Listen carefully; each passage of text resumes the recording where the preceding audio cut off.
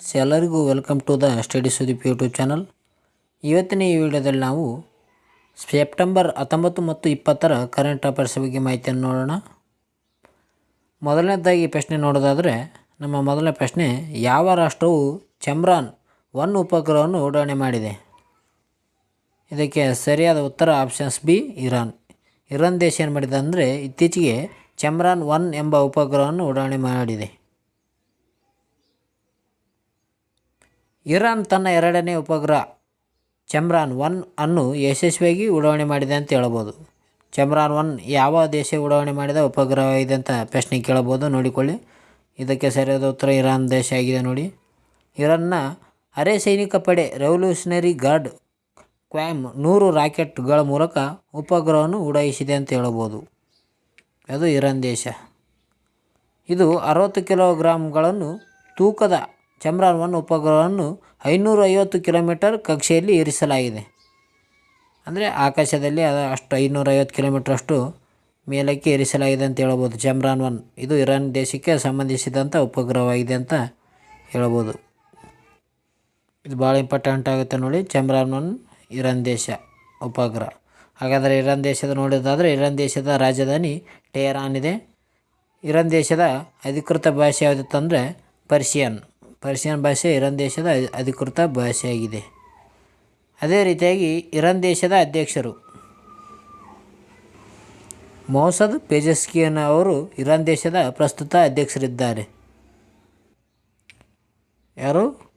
ಮೌಸದ್ ಪೆಜೆಸ್ಕಿಯನ್ ಅವರು ಪ್ರಸ್ತುತ ಇರಾನ್ ದೇಶದ ಅಧ್ಯಕ್ಷರಾಗಿದ್ದಾರೆ. ಇತ್ತೀಚೆಗೆ ಇರಾನ್ ದೇಶದ ಅಧ್ಯಕ್ಷರು ಮರಣ ಹೊಂದಿದರು. ಅವ್ರು ಯಾರಪ್ಪ ಅಂತಂದರೆ ಇಬ್ರಾಹಿಂ ರೈಸಿ ಅವರು ಇತ್ತೀಚೆಗೆ ಏನಾಯ್ತಂದರೆ ಮರಣ ಹೊಂದಿದ್ದಾರೆ. ಇಬ್ರಾಹಿಂ ರೈಸಿ ಅವರು. ಈ ಪ್ರಸ್ತುತ ಮೌಸದ್ ಪೆಜೆಸ್ಕಿಯನ್ ರವರು ಇರಾನ್ ದೇಶದ ಅಧ್ಯಕ್ಷರಿದ್ದಾರೆ ಅಂತ ಹೇಳ್ಬೋದು. ನಮ್ಮ ಮುಂದಿನ ಪ್ರಶ್ನೆ ನೋಡೋಣ. ನಮ್ಮ ಮುಂದಿನ ಪ್ರಶ್ನೆ, ಚಂದ್ರಯಾನ-4 ಮಿಷನ್ ಯಾವಾಗ ನಡೆಯಲಿದೆ? ಅಂದರೆ ಚಂದ್ರಯಾನ-4 ಮಿಷನನ್ನು ಯಾವಾಗ ನಡೆಸಲು ಉದ್ದೇಶಿಸಲಾಗಿದೆ ಅಂತ ಹೇಳ್ಬೋದು. ಇದಕ್ಕೆ ಸರಿಯಾದ ಉತ್ತರ ಆಪ್ಷನ್ಸ್ ಸಿ, 2040. 2040ರಲ್ಲಿ ಚಂದ್ರಯಾನ್-4 ಮಾಡಲು ನಮ್ಮ ಭಾರತ ದೇಶ ಯೋಜನೆಯನ್ನು ಆಯ್ಕೆಗೊಂಡಿದೆ ಅಂತ ಹೇಳ್ಬೋದು. ಇದಕ್ಕೆ 2104 ಕೋಟಿಯಷ್ಟು ವೆಚ್ಚವನ್ನು ಮಾಡಲು ನಮ್ಮ ಭಾರತ ಅನುಮೋದನೆಯನ್ನು ನೀಡಿದೆ. 2040ರೊಳಗೆ ಚಂದ್ರಯಾನ-4. ಹಾಗಾದರೆ ಚಂದ್ರಯಾನ್-4 ಬಗ್ಗೆ ನೋಡೋಣ ಬನ್ನಿ. ಚಂದ್ರನ ಮೇಲೆ ಮಾನವರನ್ನು ಇಳಿಸಿ ಅಧ್ಯಯನ ನಡೆಸಿದ ಬಳಿಕ ಅವರನ್ನು ಸುರಕ್ಷಿತವಾಗಿ ಭೂಮಿಗೆ ಕರೆತರುವ ಭಾರತೀಯ ಬಾಹ್ಯಾಕಾಶ ಸಂಶೋಧನಾ ಸಂಸ್ಥೆ ಇಸ್ರೋ ಚಂದ್ರಯಾನ್-4 ಯೋಜನೆಗೆ ಕೇಂದ್ರ ಸಚಿವ ಸಂಪುಟ ಅನುಮೋದನೆ ನೀಡಿದೆ. ಈ ಚಂದ್ರಯಾನ ಮಿಷನ್ನಲ್ಲಿ ಏನಿದೆಪ್ಪ ಅಂತಂದ್ರೆ ನಮ್ಮ ಭಾರತ ದೇಶದಿಂದ ಚಂದ್ರನ ಮೇಲೆ ಮಾನವರನ್ನು ಇಳಿಸಿಗೆಸಿಂದ ಅಲ್ಲಿರುವಂಥ ಎಲ್ಲ ಅಣುಗಳನ್ನು ಭೂಮಿಗೆ ತಂದುಗೆಸಿಂದ ಸುರಕ್ಷಿತವಾಗಿ ಯೋಜನೆಯನ್ನು ನಡೆಸಲಾಗಿದೆ. ಪ್ರಯೋಗವನ್ನು ಮಾಡಲು ನಡೆಸಲಾಗಿರುವಂಥ ಯೋಜನೆ ಚಂದ್ರಯಾನ್-4. 2040ರಲ್ಲಿ ಈ ಸಾಹಸ ನಡೆಸಲು ಉದ್ದೇಶಿಸಲಾಗಿದೆ ಅಂತ ಹೇಳ್ಬೋದು. ಅದು ಚಂದ್ರಯಾನ್-4 ಯಾವಾಗ ನಡೆಸಲಾಗಿದೆ? 2040ರಲ್ಲಿ ನಡೆಸಲು ಉದ್ದೇಶಿಸಲಾಗಿದೆ ನಮ್ಮ ಭಾರತ ದೇಶದಿಂದ. ಇದಕ್ಕೆ ಒಟ್ಟು 2104 ಕೋಟಿ ರೂಪಾಯಿ ನೀಡಲು ನಿರ್ಧರಿಸಲಾಗಿದೆ ನಮ್ಮ ಭಾರತ ದೇಶ. ಈ ಚಂದ್ರಯಾನ್-4 ಚಂದ್ರನಲ್ಲಿರುವ ಶಿಲೆಗಳು ಮತ್ತು ಮಣ್ಣುಗಳನ್ನು ಸಂಗ್ರಹಿಸಿ ಭೂಮಿಗೆ ತರುವ ಯೋಜನೆಯಾಗಿದೆ ಅಂತ ಹೇಳ್ಬೋದು. ಇದು ಚಂದ್ರಯಾನ್-4 ಮಿಷನ್. ಅದೇ ರೀತಿಯಾಗಿ ಈ ಚಂದ್ರಯಾನ್-4 ಮಿಷನ್ 1 ಪಾಯಿಂಟ್ ಆದರೆ ಈ ಶುಕ್ರ ಗ್ರಹದ ಬಗ್ಗೆ ಕೂಡ ಅಧ್ಯಯನ ನಡೆಸಲು ನಮ್ಮ ಕೇಂದ್ರ ಸಚಿವ ಸಂಪುಟ ಅದಕ್ಕೆ ಅಮೌಂಟ್ ಕೂಡ ಬಿಡುಗಡೆಯನ್ನು ಮಾಡಿದೆ. ಈಗ 2ನೇ ಪಾಯಿಂಟ್ ಬಗ್ಗೆ ನೋಡೋಣ. ಶುಕ್ರ ಗ್ರಹ. ಈ ಶುಕ್ರ ಗ್ರಹ ಅಧ್ಯಯನ ಕುರಿತು ಯೋಜನೆ ಜಾರಿಗೆ ಬಂದಿದೆ. ಇದಕ್ಕೆ 1236 ಕೋಟಿ ರೂಪಾಯಿ ನೀಡಲು ಕೇಂದ್ರ ಸಚಿವ ಸಂಪುಟ ನಿರ್ಧರಿಸಿದೆ. ಅದು ಶುಕ್ರ ಗ್ರಹವನ್ನು ಅಧ್ಯಯನ ಮಾಡಲಿಕ್ಕೆ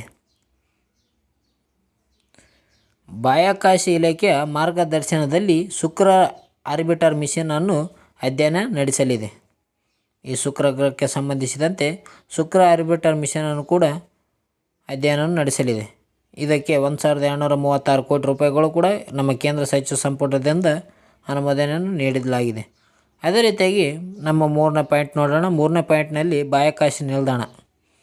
ಈಗ ಚೀನಾ, ಅಮೇರಿಕಾ ಅಮೆರಿಕ, ಚೀನಾ ಮತ್ತು ರಷ್ಯಾ ಯಾವ ರೀತಿಯಾಗಿ ಬಾಹ್ಯಾಕಾಶ ನಿಲ್ದಾಣ ಹೊಂದಿದೆಯೋ ಅದೇ ರೀತಿಯಾಗಿ ನಮ್ಮ ಭಾರತವು ಕೂಡ ಸ್ವದೇಶಿಯಾಗಿ ಭಾರತೀಯಲ್ಲಿ ಅಂತರಿಕ್ಷದಲ್ಲಿ ನಿಲ್ದಾಣವನ್ನು ನಿರ್ಮಾಣ ಮಾಡೋದು ಉದ್ದೇಶಿಸಲಾಗಿದೆ ಅಂತ ಹೇಳ್ಬೋದು. ಅಮೆರಿಕ ಮೊದಲಾದ ದೇಶಗಳು ಹೊಂದಿರುವ ಬಾಹ್ಯಾಕಾಶ ನಿಲ್ದಾಣಕ್ಕೆ ಪರ್ಯಾಯವಾಗಿ ಸ್ವದೇಶಿ ಭಾರತೀಯ ಅಂತರಿಕ್ಷ ನಿಲ್ದಾಣ ಸ್ಥಾಪನೆಗೆ ಕೇಂದ್ರ ಸರ್ಕಾರ ನಿರ್ಧರಿಸಿದೆ. ಸ್ವದೇಶಿ ಭಾರತ ಅಂದರೆ ನಮ್ಮ ಭಾರತದಿಂದ ಸ್ವಂತ ಬುದ್ಧಿವಂತಿಕೆಯಿಂದ ಭಾರತೀಯ ಅಂತರಿಕ್ಷ ನಿಲ್ದಾಣ ಸ್ಥಾಪನೆಗೆ ಗುರಿಯನ್ನು ಹಾಕಿಕೊಂಡಿದೆ ಅಂತ ಹೇಳ್ಬೋದು. ಅದರ ಸಹಕಾರಕ್ಕಾಗಿ ದೈತ್ಯ NGL ರಾಕೆಟನ್ನು ಅಭಿವೃದ್ಧಿಪಡಿಸುವ ಯೋಜನೆಗೆ 8,740 ಕೋಟಿ ರೂಪಾಯಿ ವೆಚ್ಚ ಮಾಡಲು ಸಂಪುಟ ಅನುಮೋದನೆ ನೀಡಿದೆ. ಅಂದರೆ ಬಾಹ್ಯಾಕಾಶ ಅಂತರಿಕ್ಷ ನಿಲ್ದಾಣವನ್ನು ಮಾಡಲು NGL ಎಂಬ ರಾಕೆಟನ್ನು ಅಭಿವೃದ್ಧಿಪಡಿಸೋಕ್ಕೋಸ್ಕರ 8,240 ಕೋಟಿ ರೂಪಾಯಿ ವೆಚ್ಚವನ್ನು ಕೇಂದ್ರ ಸರ್ಕಾರ ಅನುಮೋದನೆ ನೀಡಿದೆ ಅಂತ ಹೇಳ್ಬೋದು. ಇದನ್ನು ಅಭಿವೃದ್ಧಿಪಡಿಸಲು NGL ರಾಕೆಟ್ ಇದು ಬಾಹ್ಯಾಕಾಶ ನಿಲ್ದಾಣಕ್ಕೆ ಸಂಬಂಧಿಸಿದೆ. ಹಾಗಾದರೆ ನಿಮಗೊಂದು ಪ್ರಶ್ನೆ ಕೇಳ್ತೀನಿ. ಇತ್ತೀಚೆಗೆ ಬಾಹ್ಯಾಕಾಶದ ನಿಲ್ದಾಣಕ್ಕೆ ಇಬ್ಬರು ವ್ಯಕ್ತಿಗಳು ಹೋಗಿದ್ದರು. ಅವರು ಇಬ್ಬರು ವ್ಯಕ್ತಿಗಳು ಬಾಹ್ಯಾಕಾಶ ನಿಲ್ದಾಣದಲ್ಲಿಯೇ ಇದ್ದಾರೆ. ಅವರು ಯಾರಂತ ಅವರ ಹೆಸರನ್ನು ಕಮೆಂಟ್ ಮೂಲಕ ತಿಳಿಸಿ ಫ್ರೆಂಡ್ಸ್. ನೋಡೋಣ. ಮುಂದಿನ ಪ್ರಶ್ನೆ ನೋಡೋಣ. ಯಾವ ದೇಶವು ಪುರುಷರ ಏಷ್ಯನ್ ಹಾಕಿ ಚಾಂಪಿಯನ್ಶಿಪ್ ಗೆದ್ದಿದೆ? ಹಾಕಿ ಚಾಂಪಿಯನ್ಶಿಪ್ಪಲ್ಲಿ ಗೆದ್ದ ದೇಶ ಯಾವುದಂತ ಕೇಳಲಾಗಿದೆ ಪ್ರಶ್ನೆ. ಇದಕ್ಕೆ ಸರಿಯಾದ ಉತ್ತರ ಆಪ್ಷನ್ ಸಿ ಭಾರತ ದೇಶ. ಇತ್ತೀಚೆಗೆ ಏನಾಯ್ತು ಅಂದರೆ ಚೀನಾ ದೇಶದಲ್ಲಿ ಹಾಕಿ ಚಾಂಪಿಯನ್ಶಿಪ್ ನಡೆಸಲಾಗಿತ್ತು.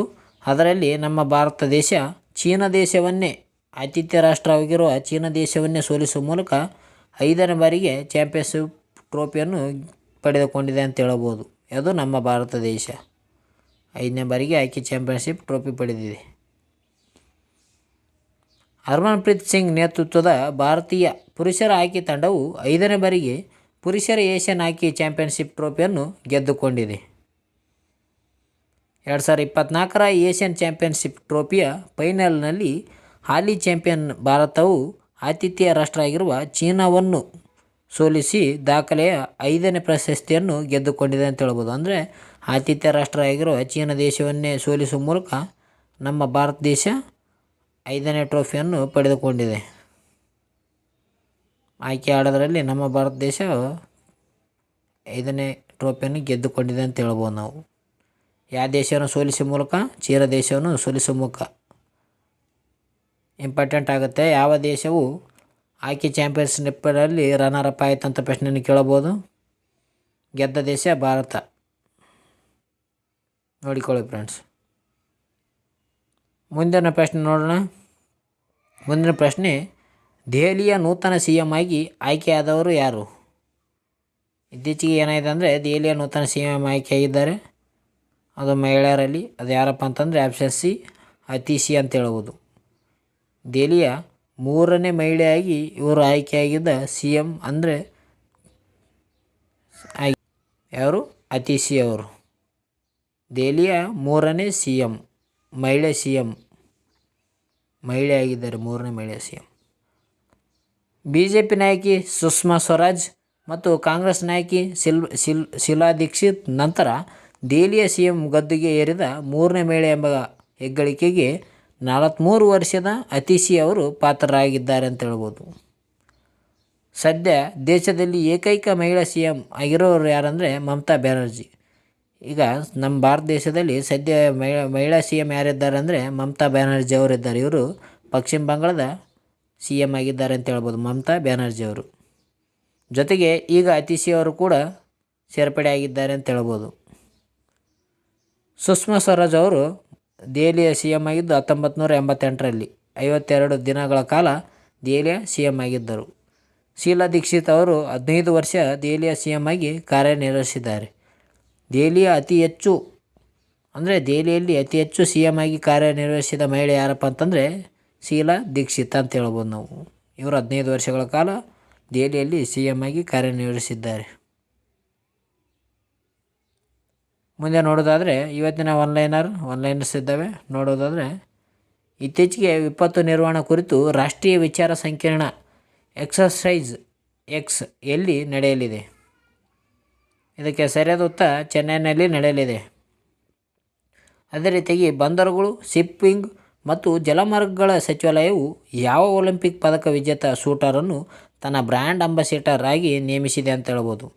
ಇದಕ್ಕೆ ಉತ್ತರ ಮನು ಭಾಕರ್. ಈ ಮನು ಭಾಕರ್ ಅವರು ಏನು ಮಾಡಿದಂದರೆ ಬಂದರು, ಶಿಪ್ಪಿಂಗ್ ಮತ್ತು ಜಲಮಾರ್ಗಗಳ ಸಚಿವಾಲಯ ಅಂಬಾಸಿಡರನ್ನಾಗಿ ನೇಮಕ ಮಾಡಿದೆ ಮನು ಭಾಕರ್.